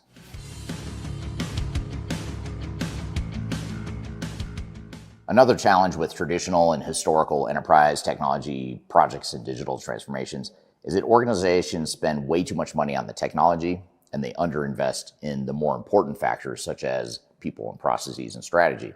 This is understandable because most organizations can look and see and touch and feel an actual software system. So they feel like when they invest in that technology, that's where the money should go and where the resources and effort should go. But in reality, the real differentiator, the real thing that's going to make a project successful has nothing to do with the technology. It has more to do with the organizational change, the operational improvements, the overall strategy alignment, and just the overall low-hanging fruit that comes with any sort of digital transformation. But organizations instead spend way too much money investing in these technologies that don't deliver any real business value. And so what we need to do is look at how can we redeploy resources away from technology, which is the more expensive part of a project, delivering much less value, but how can we redirect those resources, time, money, and budgets into the things that will actually make you successful in your transformation and deliver the low-hanging fruit and the ROI you're looking for. And if you redeploy the resources away from technology into your processes and people, your chances are much higher of achieving actual business value and a positive ROI and a successful project than if you were to overinvest in technology and get bogged down by all the technical complexities that come with a new modern ERP system or a new modern technology that you might be deploying. Now, I'm not suggesting you ignore technology altogether, but what I am suggesting is that you can probably throttle back a lot of that spending that's so expensive for organizations and redirect that money towards the organizational change piece of it and the business process improvement piece of it. And when you look at just those two pieces, you're likely to find a lot of low-hanging fruit that's going to deliver a lot of business value, a lot of improvements, even without investing in new technologies. So one way to look at this is to say, how can we improve our business with low-hanging fruit by not necessarily over-investing in new technologies, but instead, how can we change our processes, change our roles and responsibilities, change the way people operate, use lower-cost technologies to enable improvements to the business? How can we do that instead of investing in these big, massive, bloated ERP and enterprise-wide technology solutions? And organizations that invest wisely in the business and people side of things are the ones that are much more successful than the ones that over-invest in technologies, because the ones that over-invest in technologies typically get bogged down by all the technical stuff that really doesn't matter at the end of the day and doesn't materially impact or improve your business. When we're working with organizations that come to us and say, hey, third stage consulting team, we want you to guide us through a digital transformation, one of the first questions we ask is why? Why do you want to go through a digital transformation? And a lot of times we get very vague or nebulous answers around how the software vendor's forcing us to upgrade, or our system is outdated, or we don't have anyone that can support this technology because it's homegrown and the person that developed it is retired and they're long gone. And there's a lot of reasons like that that lead organizations to digital transformations. But when we really peel back the onion and dig into an organization, we oftentimes find that they have a lot of tools and technologies and resources that are underutilized, that if they just figured out how to make better use of those resources and tools, they might get immediate business value with a very low risk and very low investment. For example, a lot of organizations have shelfware that's just been sitting there for years. They've got modules that they've never used. They've got departments that have never fully adopted the technology they have. They've never fully integrated the core ERP system to other legacy systems. All these different things you look at in the landscape oftentimes lead you to the conclusion that the organization has totally underutilized the technologies and tools that they have. And this is just based on legacy technologies. Even organizations that invested in ERP systems 5, 10, 20 years ago, oftentimes will find that they've got modules they never decided to use. They've got people that are working outside the system. If they just would work within the system, they could get immediate business value. And then you fast forward to today's day and age where most organizations are using Office 365 or some other sort of office-based productivity tool that includes AI mechanisms that might be things that they're already paying for. And these are tools that they could be using to immediately add business value to improve their business processes and make people more efficient. For example, you look at Microsoft's Copilot. There's so many organizations we work with where they are already investing in and paying for Microsoft's Copilot. Sometimes they don't even know it, sometimes they do, but many times, most of the time, they don't even realize there's a lot of business value they could be getting out of Copilot. If they just figured out how to redesign business processes, redesign people's jobs, and educate people on how to use that product, that can deliver immediate business value at no cost, no incremental additional cost than what's already been invested in the organization. So this is why it's so important for organizations to really take a step back and not be too pressured by software vendors to invest in new technologies when they haven't even fully taken advantage of the technologies and tools they already have. So that's one thing you could do, is really look at what are some of these incremental improvements you can make, and what are some of the improvements you can make with the existing tool set you have, and how can we optimize and improve the tool sets that you already have and you've already paid for, And that's another way that you can get away with going through a digital transformation without really paying the high price tag that most digital transformations experience.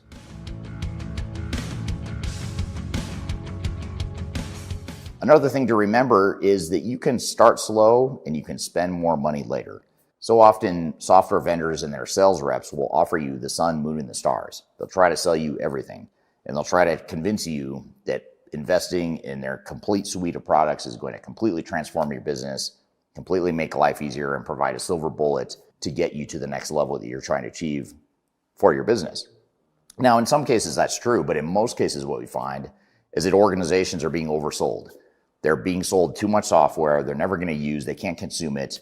The organizations are so far behind technologically and in their maturity level, whereas software vendors are so far ahead of where most organizations are, that it's just a waste of money for them to overinvest in these advanced emerging technologies that they can't use, especially for organizations that are still using old legacy homegrown mainframe systems, for example.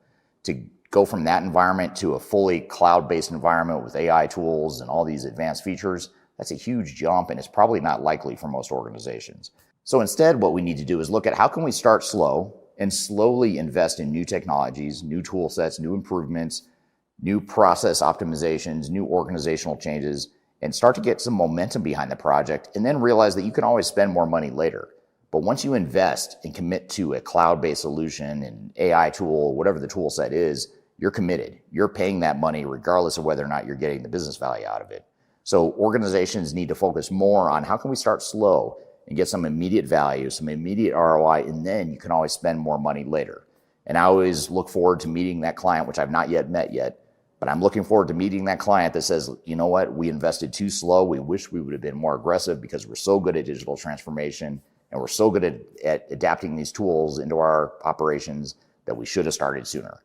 I've yet to hear that. Most clients are on the opposite side of the spectrum. They overinvested, they wasted money, and they wish they wouldn't have. So the good news is if you start slow, you can always invest later. But if you invest too much early on and waste that money early on, there's no getting out of it. So you might as well start slow, and if you need to, you can speed up later.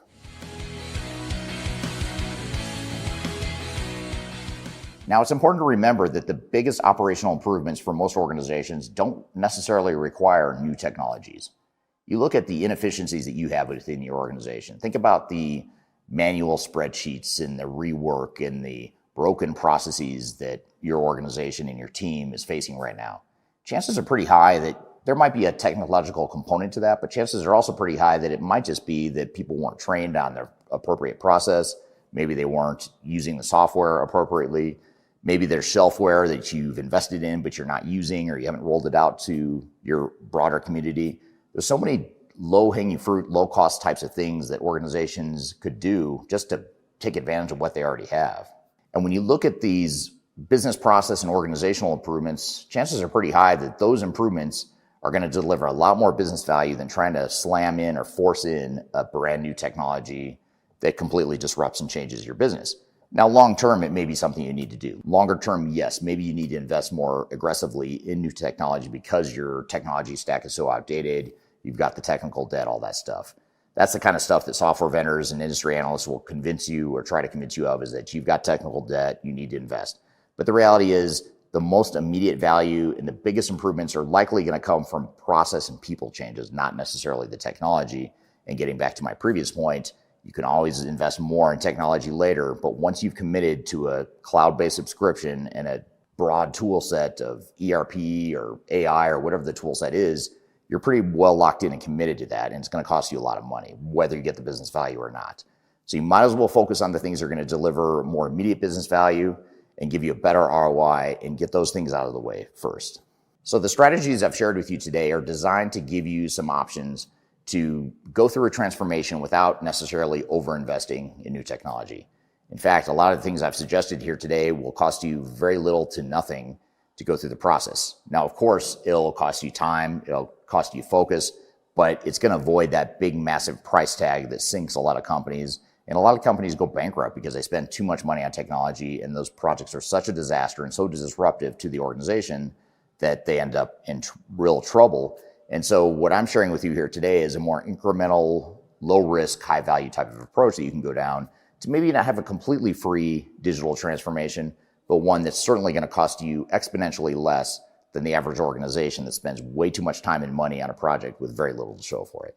All right, so that was a clip from my YouTube channel where I talk about the zero cost digital transformation. What were some of your thoughts and takeaways from that, Darian? Yeah, super interesting. It was a great video for sure.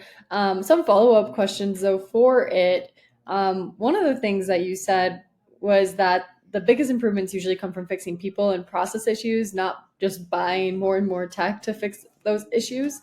Why do you think leadership teams still fall into the new tech will save us trap instead of fixing kind of what's broken first and then not having to invest so much money in tech, I guess? Well, I think a lot of times what happens is the software vendors themselves sort of force organizations to gloss over the fact that they're not getting business value or they haven't optimized business value. Because if you think about it, it's a constant cycle of upgrades and improvements and enhancements to the technology. And the technology changes so fast and is so far ahead of most organizations that the organizations never catch up to where the vendor is. So it's a constant game of catch up, and you're dealing with legacy systems that are getting sunset. And so it's almost like organizations just don't have time a lot of times to optimize. And what I'd say to that though is to rethink the tempo of your pace of change technologically within your organization, because you don't have to be on the most modern ERP system. In fact, it's riskier in many cases for a lot of organizations to be on the most recent version of a technology, partially because it's more expensive, partially because it's less proven and less mature in many cases, and partially because it's going to cause disruption to your business. And it might be good disruption in the long term, but in the short term, it's going to cause negative disruption. So you look at all those factors and you say, okay, well, what's the right tempo for us? We know that vendors are off here way, light years ahead of us developing new stuff, and that's their job. That's great. Let them do it. Doesn't mean you as a business need to do that. It could mean that, you have limited resources. Some of that's going to go to technology, but a lot of it probably needs to go somewhere else to new, capital investments in buildings or factories or hiring people, whatever. Lots of stuff, lots of ways you could be spending your money. So you have to look at that and say, well, where am I going to get the most value? Maybe I don't have enough of a priority on all the technology in the world. So let's figure out how to get more out of what we've got.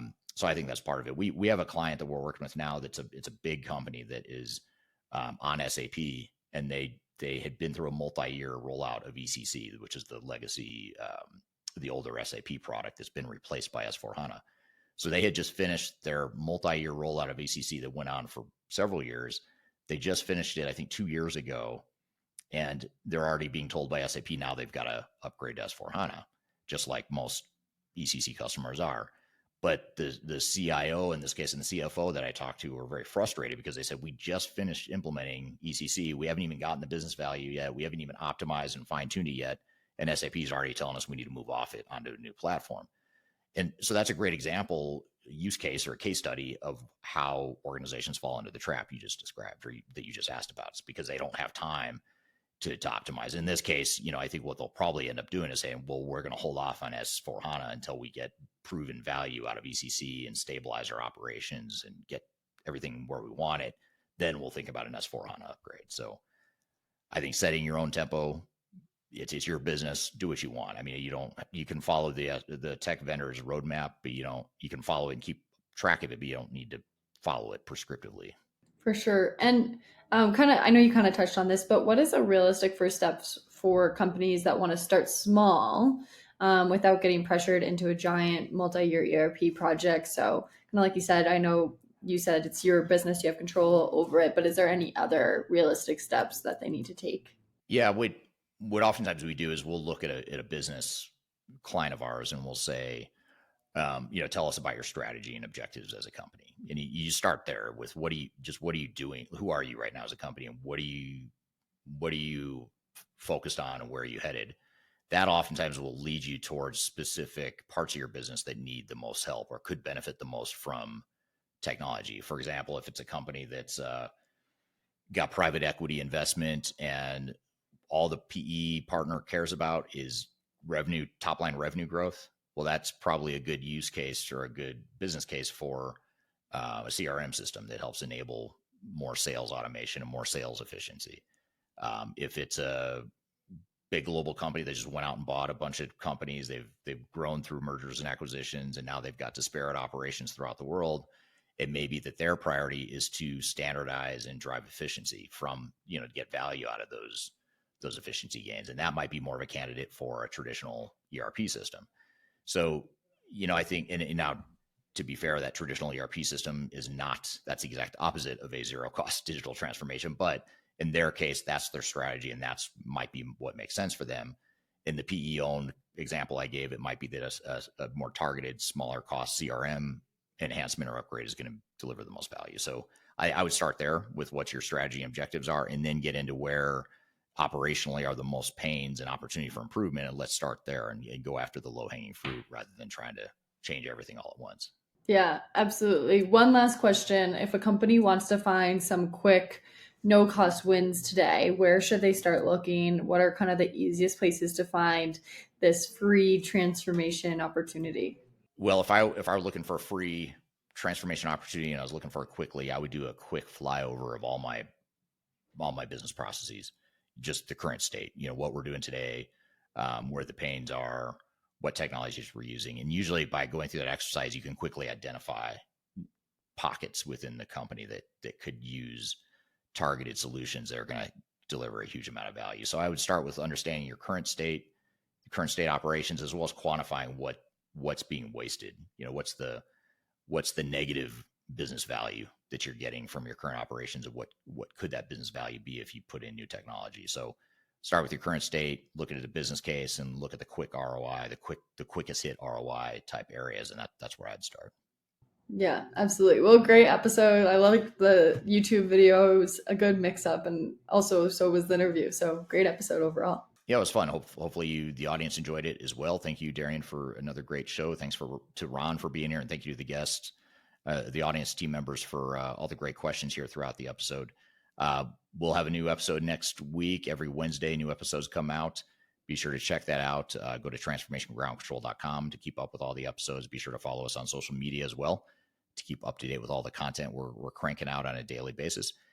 In the meantime, hope you have a great day, and we will see you all soon. Take care.